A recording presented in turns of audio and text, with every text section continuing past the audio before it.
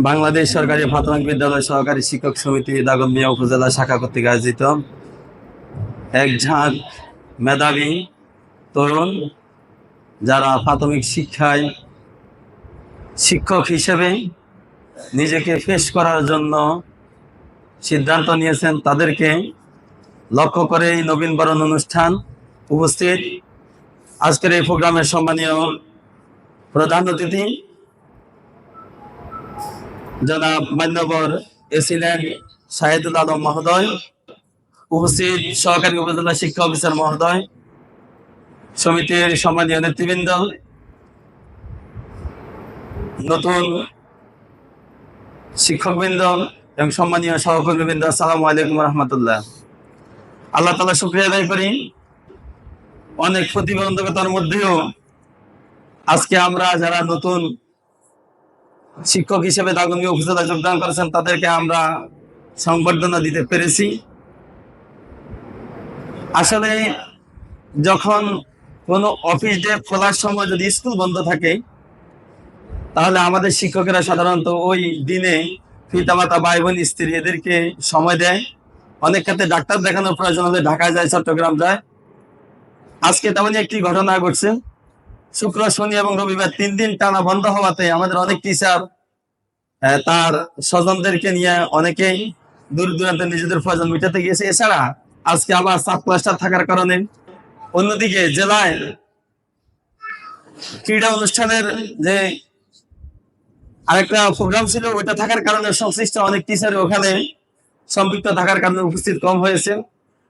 আমাদের আজকে প্রধান মেহমান এবং বিশেষ মেহমান এবং অন্যান্য মেহমানরা যে সমস্ত গুরুত্বপূর্ণ বক্তব্যগুলি দিয়েছেন, যদি আমরা প্রাথমিক অঙ্গনের সকল শিক্ষককে এই গুরুত্বপূর্ণ কথাগুলি শোনাতে পারতাম, আমাদের কাছে আরো ভালো লাগতো। এরপরও কৃতজ্ঞতা প্রকাশ করতেছি আমাদের প্রধান মেহমান এবং বিশেষ মেহমানদের প্রতি। অনেক ব্যস্ততার মধ্যে আমাদেরকে সময় দিয়েছেন, কৃতজ্ঞতা প্রকাশ করছি। আজকে যাদেরকে নিয়ে আয়োজন, তাদের ব্যস্ততার মাঝেও আমাদেরকে আপনারা সময় দিয়েছেন।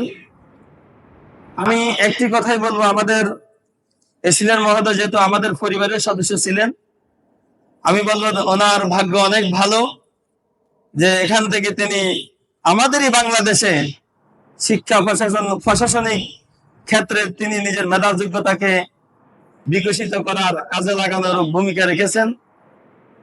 দুর্ভাগ্য হচ্ছে আমাদের অনেক মেধাবী টিচার প্রাথমিক বিদ্যালয়ে এসে নিজের মেধা যোগ্যতা এখানে হতাশায় গুরবাগ খেয়ে অনেকে নিজের যোগ্যতা বিকশিত করার সুযোগ পায় না। আসলে এটি অত্যন্ত কষ্টের।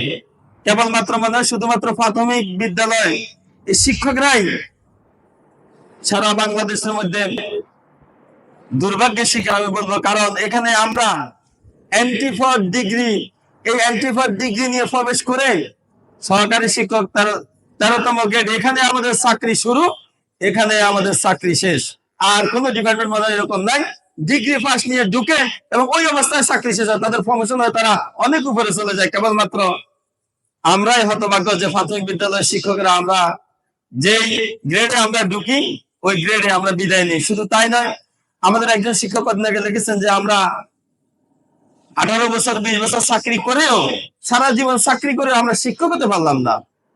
তিনি আক্ষেপ করে লিখেছেন, কারণ আমাদের পরিচয় হচ্ছে, আমাদের পদটা হচ্ছে সহকারী শিক্ষক, শিক্ষক না, শিক্ষকের সহকারী আমরা। একজন সহযোগী অধ্যাপক, সহকারী অধ্যাপক একসময় অধ্যাপক হয়, কিন্তু আমরা সহকারী শিক্ষকেরা শিক্ষকে হতে পারি না।